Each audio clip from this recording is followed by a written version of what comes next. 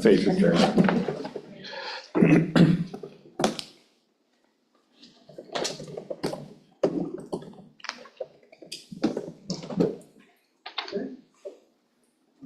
Okay, good. So the meeting will come to order. We now have a quorum to conduct our business. So first, for the adoption of the agenda, I have a couple of things to add. An item simply for new business. We have at least one request for a member of our board to say something new. And then we don't have any business before us for closed session, so we can remove those items at the bottom of the agenda. The motion to convene in closed session, reconvening. So with those thoughts, I ask whether there are any other additions or corrections to the agenda. If not, then the agenda is adopted. I think I'll save my welcome remarks so we have some introductions to make. We have a number of guests with us today, and Skip, I'll ask if you would introduce us to the guests and then to our branch manager. Okay, so first of all, we have several people who are here who are part of the LATI program. So I told them I'm going Which is? Library Associate Training Institute, LATI program.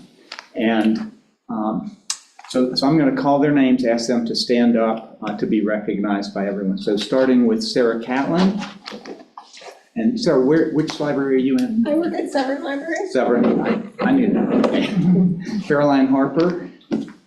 And you are? Lipcomb. Thank you. Camilla Bergen Rhodes. I am Annapolis. Annapolis. Arpa Hartoni. I'm Discoveries at the Mall. Okay. Liz Bachman. Hi, I'm Bush, Annapolis too. Okay. And then I think from the Staff Association, Jen Hetherington. Hi, I'm actually here at Broadneck, so it was an easy commute.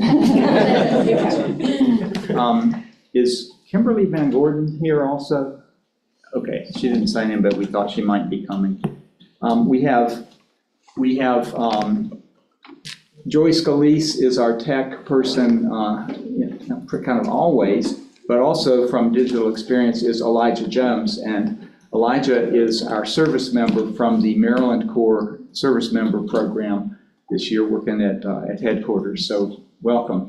We have two members of the public. John Wetzel is here, and he's from the Crofton area, wanted to observe the board today. The closed Crofton branch. Yeah, we closed for renovations. I look forward to the renovations. Yeah. And Robert Mumford is here. He is here, I wanted to address the board and ask some questions, but I mentioned that we don't generally respond to questions, but he was gonna be able to at least address the board when the time comes after the welcoming remarks. So with that, welcome everybody. Okay, so we have words from Heather Rothenbosch, our branch manager. And also Gloria Harberts is here as well, regional manager for the southern region, including Broadneck. Okay, welcome.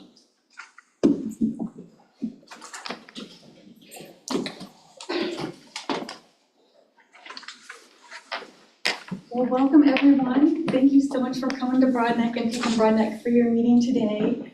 I'm Heather Rothenbosch, and I wanted to just tell you a little bit about myself and about the branch here. I started out my first professional job was at the Maryland State Archives, like way back when. And then after that, I was lucky enough to be hired at the Edgewater Library as their assistant manager. I was there for 13 years and really enjoyed it, and then was promoted to assistant manager at the Annapolis Library. And I had the honor of being part of the team that closed out the library as we got ready for the new building. And then at that point, I was interim manager very briefly at Deal, and then I became branch manager here. And I've been here for 6 years, and it's a really wonderful branch to work in. Last year, we celebrated our 40th anniversary at Broadneck of serving the customers in this area. And what was really cool about it is that recently, the past couple of years, we've had a lot of upgrades to the building. So you'll see we have new carpet, a new desk, we have new shelving just this year, new book carts, new tables. So the branch is looking beautiful, and it was great to sort of see that as like a gift to our customers in this area. The staff here is very enthusiastic and devoted to their work. We offer some really popular programs such as line dancing, family bingo. We have yoga nidra if you ever need to chill out. We have early reader book club. So cute to see the little ones sitting on the floor and then reading a book that's been projected up here onto the smart board, and they each take turns reading to each other. And our kind of our bread and butter programs are kindergarten readiness programs. We fill this room up with children and caregivers anytime we have a program. So this is a great place to work, and besides our programs, our signature outreach every year is the Cape St. Clair Strawberry Festival in June, which is a really fun event. And so if you're ever around in June, feel free and come see us at our booth. So if you have any questions or want a tour or anything, please feel free to check in with me. And other than that, I'll turn it back over to you guys. Well, thank you very much. Are there questions for her from the board? All right then, All right, thank you. Are there any corrections to the minutes? If there are no objections, then the minutes are approved. And now we come to the time for public comments. I know that we have Mr. Robert Mumper to speak to us. Are there other members of the public who wish to speak? Okay, Mr. Mumper, we permit people up to 3 minutes for public comments.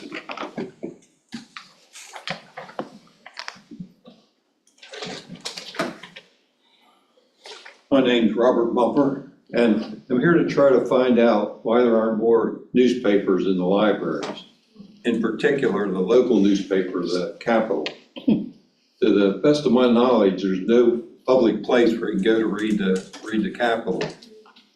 And I've asked about this at a couple of libraries at different times, and no one seems to know anything about it. So I've come to the meeting here to just present that question or concern. Okay, well, I think we ought to be able to get back to you on that, through staff, and I'll find out what that's about. So just so you are aware, our materials management is run by one of our staff members at our headquarters, and we will get in touch with her and have her contact you. Did you leave email or contact information when you signed in here? Okay, we'll get in touch with you then. Okay, well, thanks for your comments. Yeah, thank you. Well, welcome, everybody. We have a consent agenda in front of us, thanks to the work of our committees and staff. Are there any objections to the consent agenda? Now, just to remind you, objection simply means you want us to take this off the consent agenda and to move it for further discussion later on in the agenda. Are there objections to any of the items on the agenda? Then I move that all items on the agenda be approved. Second. Any discussion? All in favor? Aye. Opposed? Aye. Thanks very much. Is that Laura? I think that's Laura. Okay. Reports from officers and liaisons. Just let me say something and I'll let Skip pick it up from here. But we do have a library policy about trustee giving. And I want to encourage everybody to take a look at that. Has this been passed out yet? Not yet, I'll pass it out. Okay. So let me leave it to Skip to remind us of our policy. And I will encourage all of you to make a gift if you've not already done so. It's very important. that all members of the board give something according to their ability, so that we are comfortable asking others to join us. So this is kind of speaking on behalf of myself as well as Kathleen and the foundation board. 11 years ago, the Board of Trustees adopted a policy, a donation policy, which I sent around a couple of weeks ago.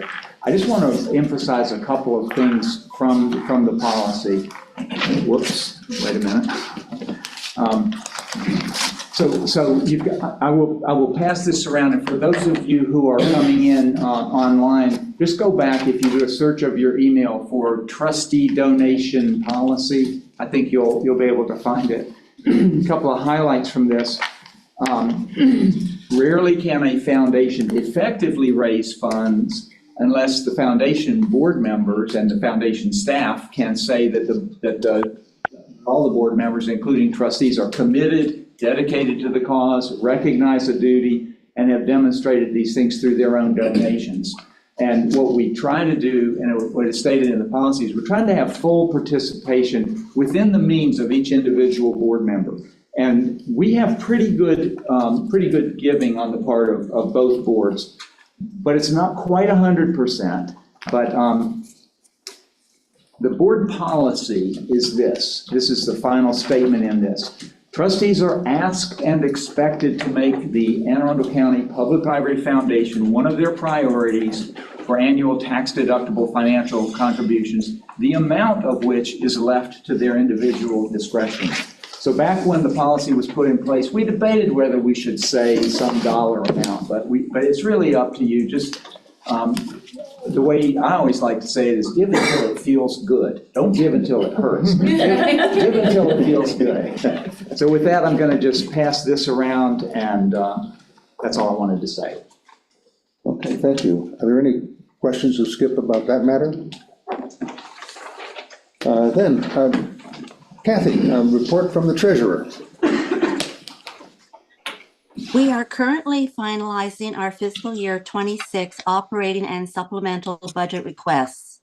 At this stage, we're collaborating with most internal departments to update contract costs and make any necessary adjustments from the prior year. The executive leadership team has worked with staff to develop 19 supplemental requests, primarily focusing on filling critical positions.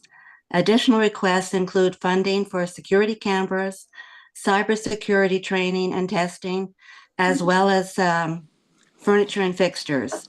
This budgeting process will continue through the end of November, after which it will be submitted for approval to the Finance and Audit Committee in December. For the October 2024 financial report, we are expected to receive and expend approximately 33% of our budgeted revenues and expenditures. So far, we have received 32% of total revenues and have spent 30% of budgeted expenditures, with no significant variances noted. Additionally, we are requesting additional funds from our fund balance to cover the cost of the union attorney and the expansion of the Discoveries Library at the Annapolis Mall. Any questions? No, that's very good, Kathy. Thank you very much. It looks like there are no questions. How about Mr. Comet and Ms. Gandhi? A report from the foundation board. Yes, I don't think she's not. She's not here. Kathleen can catch any omissions here. I think the top line from the foundation has to be the record-breaking success of For the Love of the Library this year, which raised $163,000, the largest fundraiser in our history. Very exciting. Also, 3 events at breweries, Firm, Forward, and Crooked Crab, which raised another $5,000 or so between donations and T-shirt merchandise. So a very successful fundraising campaign. Ongoing, Cyber Monday and December 2nd, a day specifically reserved for fundraising funds for technology, and the combined federal campaign is underway as well. I guess some other information to add: the board has added 3 new members recently, 3 members who completed their orientation over the summer. and had 9 members attending the general staff meeting. Have I missed anything? You did a great job. Thank you. There was one thing that came up, although I don't know if this would be in the next report, about the dip jars. Was that something we should speak to? You could, yeah, if you'd like to. So my understanding, you'll have to correct me if I'm wrong, but we are replacing those. We've gotten rid of the dip jars, right? And instead are going to, is it there's going to be a front desk tap to give, or? We are getting a new database management program, and within that management program has a tap to give and a text to give. We actually hope to implement that in the spring. Okay. The dip jars, if you recall, were where you could, dip. You actually dipped your credit card in, and it would calculate out the gift. Unfortunately, because of it's on the T-Mobile, or maybe it's the it's on a mobile network. Thank you. And many of our libraries have brick and not really great connectivity with cell phones within the branches, so it didn't always work. So the branches, in their creativity, would set up the dip jar where they had the best cell service. So, yeah, so they were very creative in how they accomplished it. So this new program we're hoping to have in place by Library Giving Day, which is Library Giving Week, which is April 1st through the 5th. So. Okay, could you send around to the board members the names of members of the foundation board? I think just for our building close relationship, it'd be good to know who these new trustees are, or new directors are. And in the context of the whole board, it'd be good to see how that looks. And if I can say, sorry, just on that note, I do think we should make special recognition of Katie Cook and Eloise Patton for their work on the 4th of Love of the Library event. Yeah, it's very impressive. Yes. Yeah. Yeah, very impressive, and be a big help to all of our libraries. Skip, reports from you and from staff. Okay, so I have a couple of items I wanted to bring up, and I know that Christine is going to share with us the Community Impact Report for fiscal year '24. I'm going to make eye contact with my other executive team members to see if other people are going to want to have other reports. But first thing I wanted to mention are 2 emails that I sent out. One was about the event a couple of days ago. The county executive, the mayor, all convened at Bush Annapolis Library to start the process of gaining a designation as a welcoming community. This was there have been several news reports about the event. It really was great to be there, to be part of that.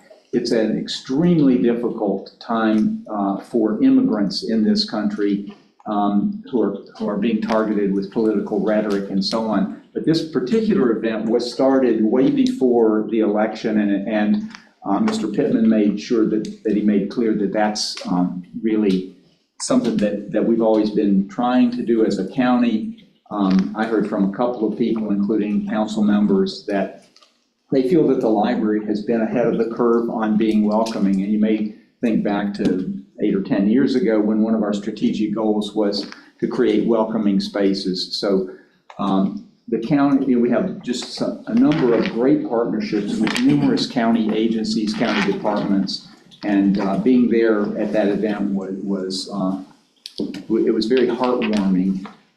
A person who spoke at the end in Spanish with a translator started her talk, and she's quoted in the paper. She started her talk saying, I am undocumented and unafraid. She's been here for 19 years, and she very well might be deported from the country here within the next few months.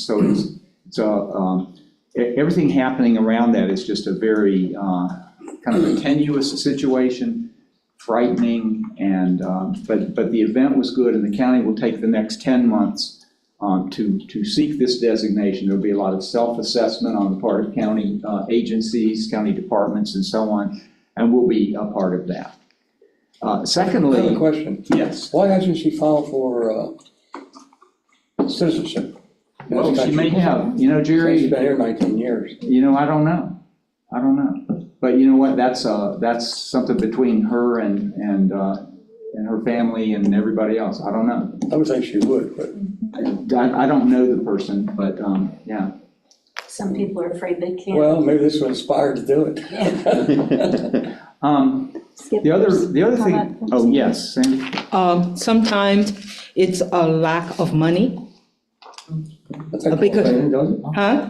Oh, yes, it does, Does it? yes, $10,000. including lawyer Oh, fees. The court? No, The you whole need process. lawyers. Oh, do you? No, it is not free, and sometimes it's just not knowing where to go, how to get started. That's interesting, I didn't know that. And you also have to have a sponsor. Well, So if she you're- just could walk in and pick up the papers and fill them out? No, it's not like that, You were able never to do has that been. one time. No, No. no. I'm going back a few years. 30 years ago, I sponsored my 3 sister-in-laws, and it was not walk and pick up the papers. It was getting the money for the lawyers, going to New York City to file it there to make it faster, everything else. No, there's a lot involved in it. And I have one friend who filed, and in the process, she was pregnant and wanted to go home to Mexico to visit her mother before the baby was born, came back and found out that now she had to start it all over again because you're not allowed to leave the country until your paperwork's in. So, no. So what I'll do is, as this all develops over the next few months and years, I'll try to keep the board informed as far as this designation goes and what it means. And if I can find out any more about any individual, I'll pass that along. Second thing I wanted to mention is I forwarded an email to the boards, I guess it was just yesterday or the day before, that I had shared with staff the Monday after the election. I just called it the election. We had this whole election thing, and a lot of staff were just kind of reeling from it in a way because it was not necessarily expected, but I tried to put into my own words an understanding that this was a shocking kind of development, trying to be empathetic with people, no matter how they voted. I tried to make it non-political. And so anyway, I just wanted to mention that I have shared it with you all, and if you have any questions or want to send me an email about it, feel free. I'd like to go to the community impact report that Christina's going to do. I can. Okay, let me let Kathy go. You go ahead and get yourself ready, Christine, and then Kathy, you have something you wanted to share? Just share one quick thing if it's okay, since you're asking. Most of it's in my report, but some of us here, sitting back here, we were at a training this afternoon at Evanston, put on by Crisis Response. It's an organization that works with the county, so it's not an actual county agency, but it has a lot of support from the county, where it's a social worker and a police officer, and they go out and provide services to anybody who needs them in the county. And I just wanted to share that they repeatedly said that the libraries are safe spaces for the people in our community, and that they know they can come to the library where they'll find someone who cares, where they can call and get help, where they can use the Wi-Fi, and a lot of times the crisis response people would then come out and meet with them. And it was just a really great training, I thought, to say these are all the resources we can use. Call anytime if you just need advice. If they aren't ready that moment, then they'll call them back the next day. And I knew some of it, but I didn't know all of it. It's just a really great, it was really great to hear that they really rely on us as we rely on them to provide this to the county. So I just thought I would share. Good, thank you.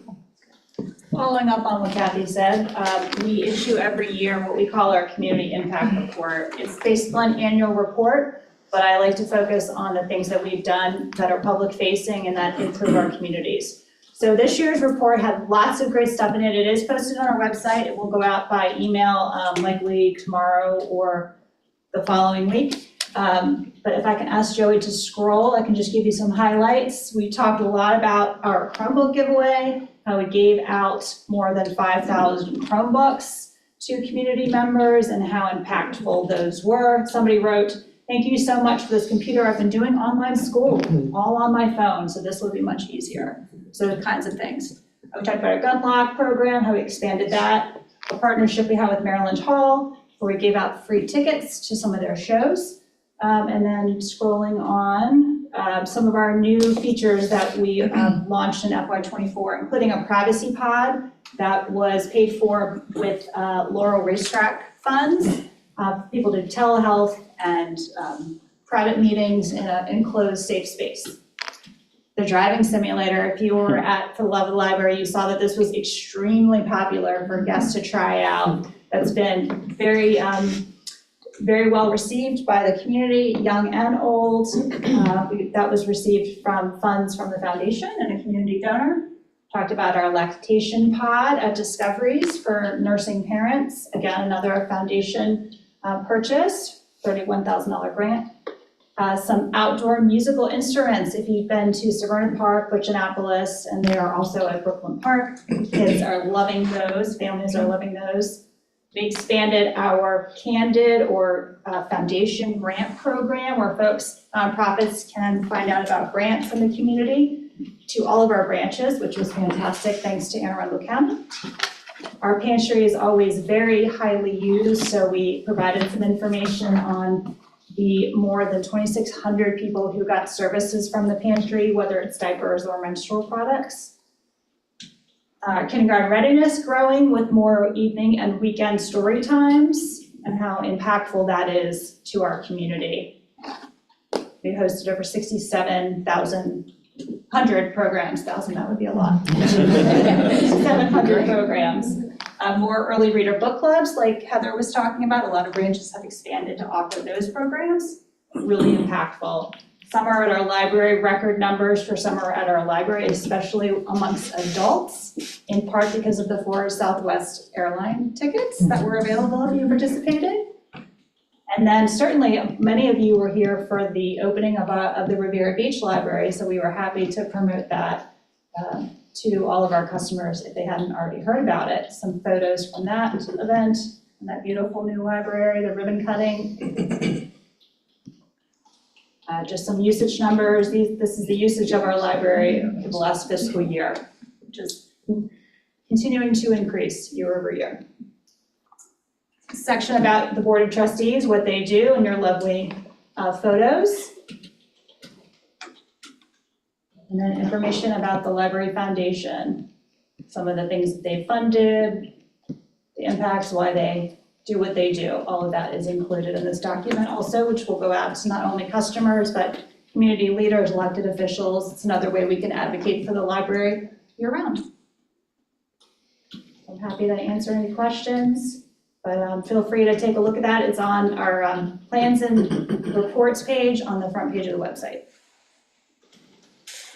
That's a little bit more about the foundation. I think that's it. So we'll all be getting copies of this report shortly then. It's not printed at all, but I'm happy to send everyone the link so that they can quickly access it. Great, thank you. Are there questions of Christine? All right. Are there other reports of? I think that's all of my team. Yeah, okay, that's it. Okay, how about reports from standing committees then? Ms. Belcher of Finance and Audit Committee, once again, you're on. So we reviewed the September 2024 financial statements, and we also discussed the fiscal year 26 budget timeline schedule. We also were informed that the library has a new county budget analyst called Samantha, and I'm going to mask her last name, Shirako. That's my report. All right, any questions of Kathy? Thank you, Kathy. Mr. Eastup is not with us, right? Tim is going to make the report. I can Tim, speak on. Okay, so Tim for Governance Strategy and Organization Committee. Yes, the Governance Strategy and Organization Committee took up 2 issues, the taking a look at the new artificial intelligence policy and the workplace use policy, electronic use, workplace use policy. We recommended the full board approve both, and you did so by approving the consent agenda. So we thank you.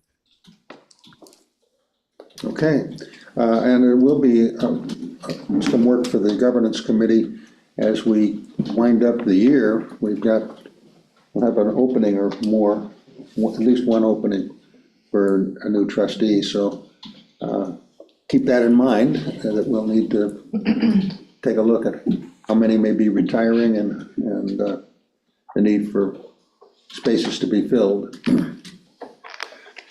Are there questions of Tim? Human Resources and Diversity Committee. Sandy? Okay. Sandra? We did not have an official meeting because the only thing that we needed to discuss was rescinding the petitions policy because it's an old policy and it is now incorporated in our code of conduct. Okay, I guess, Skip, did you have something? I have one other item that Anita reminded me of for my report. Oh, okay, go ahead. So I'll backtrack. Christine and Kathy and I have begun meeting to start the process of developing a new strategic plan. We have Jan Elaine and Jeremy and Faith who are going to be on the committee representing the board. So we'll be meeting with them sometime in December as this process gets started. I also talked a little bit with Dan Nataf, who is the person who does the survey for the Center for the Study of Local Issues out of the community college. So we may be working with him to get our survey out to try to do a community survey, but we're just getting that process started, and we expect to create the plan and develop it, seeking input from the staff and trustees and foundation directors, but seeking that input over the next several months with the goal to get it finalized, probably to bring to the board at the beginning of the next fiscal year, so August and September of next year. Any questions about that? Okay. So, new business, I know we have something from Sandra. Okay, I just wanted to share something with you. Years ago, I was a trustee of the very large group to develop a hands-on museum for children. Well, we were gifted a building, and we had to bring it from a building that had been a storage building to a hands-on library. I had to buy my first pair of jeans to paint in because they said, we're gonna have to paint. And I go, oh, okay. But I have extended that. I don't have a lot of money, but I spend a lot of time as a trustee. The last thing I did last month with the Eastport branch, I did a 4-hour outreach on handing out books, which I'm familiar with with my education background, but I was a little taken back when I knew I had to hand out gun locks too, but I did it. And that's what I've been doing with my branch. And I do it with other branches. If I go to an event at a branch, I walk in, I said, hi, I'm a trustee. Looks like you need some extra hands. And I do this wherever I go. So, I don't give big checks, but I give a lot of time. And I also share organizations that I work with. I volunteer for the Visitor Center for Anne Arundel County, and I made the connection between the Visitor Center and the library, and they became partners. So consider doing that, and I've done that all my life. As you know, when I walk up to you and say, hey, I'm on such and such, can you help me? So just something to share. No, it's a good reminder to all of us that we're serving a much wider community than people sitting around the table here, and that anything we can do to let people at the branches know who we are and that we're interested in them and that we'd like to help them out some way, that would be welcome. I know that the foundation board is doing this, and it's a good reminder to the rest of the trustees, Sandra, so I appreciate that. Chris, I wonder if everyone knows that our library board represents all the councilmanic districts of Anne Arundel County on the board.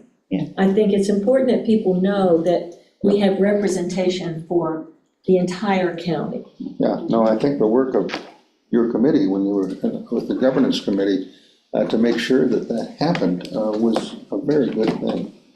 It's tempting so many not-for-profit organizations to find themselves centered in Annapolis and forgetting a lot of the rest of the county. So this is good to have all of you with us on this board. Are there other pieces of new business? Yes, this is Laura Ellis. Can you guys hear me? Yes. I'm sorry, I'm having internet issues. That's why I'm on the phone.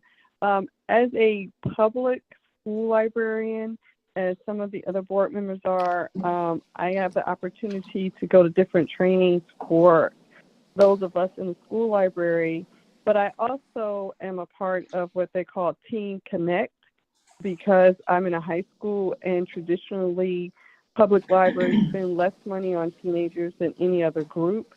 So when I went to the Teen Connect conference, I think back in October, that was held in Howard County at the Elkridge branch, I learned that some of the public libraries were doing what I'm going to use the term lock-in, where they have special programs just for teens after the official library closes, and it's usually on a Friday night, and staff either volunteers. And I think I found out that Severn is doing it, so I touched base with Severn, and because I'm in Montgomery County, I have formed an even closer relationship with the Wheaton Library and their teen services, and I've actually been there after work for their teen services, and they also give student service learning hours. So we're trying to make a stronger connection between our teenagers and our public libraries, and they're a tough group because they're teenagers. But so that's some of the organizations that I'm involved in with Teen Connect, and I also went to CML on November 2nd. When we're talking about different organizations and serving from the county and from the state point of view. All right, thank you. Oh, thanks very much. Now, I see a couple of members of the executive leadership team nodding, and I wonder if you have anything you want to add, Kathy or Christine. We thought of one more thing we wanted to share. So we've been working on a project to launch Chromebook, extended time period Chromebook lending at the Brooklyn Park Library, specifically for that community. So thanks to the foundation and a generous donor, we are getting ready to launch that on December 4th. It's at 11 o'clock? 10:30 at the Brooklyn Park Library. If anybody wants to come, we're going to do a little press event. But it's going to be really great because people can come in and they can check out these Chromebooks. You have to come to the Brooklyn Park Library to check them out. So that's how we're making sure we focus on that community, and they get them for 12 weeks. And they have data, so you don't need to worry about whether they have internet or not. And by looking at the data of where our Chromebooks were being borrowed the most and where the need was in our community, we targeted that branch for this. So we're really excited to roll it out, because if you've ever looked, our Chromebooks and our hotspots always have long waiting lists. And I think these are going to be separate. So I think this is going to be really appreciated by the community. So you can get them for almost your whole semester. And I'll just add about the teen programs that Laura was discussing. We have a growing number of teen lock-in type programs at a number of our branches: Severn, Discoveries, Broadneck, Edgewater, Deal. Anybody at Crofton, I think at one point. Didn't we, Glen Burnie, didn't we just do one at Glen Glen Burnie, yes. Yep. So that is something that the staff seems to be really engaging with and getting good numbers. Yes. 50 teenagers. Yep. 50? Wow. Glen Burnie, yeah. Yeah, that's probably the best teen program that we do, the lock-ins. Really popular. Yeah. Thank you. Thank you both. I'd like to just follow up on what Laura said about the Citizens for Maryland Libraries meeting. I know that 4 of you attended, Margot, Simona, Laura, and Demita. One of the keynote speaker is Lisa Varga, who's the executive director of the Virginia Library Association. And Demita came back quite psyched up about that talk. And so I've known Lisa for a number of years, and so we're going to try to get her to come and speak to the board, perhaps do a presentation at the March meeting. I asked her about January, and she's not available then, but probably in March, we're going to see if we can get her here. I was just wondering if Margot, Simona, Laura, Demita, if any of you wanted to add anything about that conference, about the networking or anything else about it. I really enjoyed her speech. I had a lot of fun there. It was very nice. Good. It's always, Oh, go ahead, I'm sorry. thank you. It's always good to connect with people across the county and sometimes outside the different counties. So it was very good. I'm just sorry I couldn't stay the whole time. And I'll just say too, Morgan Miller, the state, Maryland State Librarian, was also there and gave a talk about kind of the future of libraries in the state. And it was really cool to see that she was actually wearing our Anne Arundel County scarf as part of the fundraising effort that we've done here. So that was really neat to see that. But yeah, it was a really great time all around, and being able to connect with people. Since it was in Prince George's County, the board chair for their Board of Trustees and for the library system came and spoke as well, bringing welcoming remarks. So I got a chance to connect with her as well. So definitely a lot of good networking, and just, you know, Lisa Varga's presentation was really dynamic. She spoke about the work that she and others had done in Virginia in terms of fighting against censorship attempts in the state, and you know, really creative ways of, you know, networking or collaborating with others in the community to be able to support libraries and librarians. So I think that she would bring a really great presentation to our board, and so I suggested that to Skip. Yeah, well, it looks like it may be coming about then. Yeah, that sounds great, yeah. I just wanted to add that Morgan Miller was at For the Love of the Library, was a celebrity bartender for us, so. Good. Is there any other new business? We've had a very short meeting, or shorter than usual, which is sometimes a good thing. The agenda's been concluded, so the meeting is adjourned. Thank you. Thanks, everybody. Christine, I really liked the arrangement by branch. Thank you. Yeah. I really liked Thank you, that. thank you. It just makes so much sense. Good night, everyone. Take care. Good night. Good night. Good night. Happy Thanksgiving. It's been a year since Yes. it's been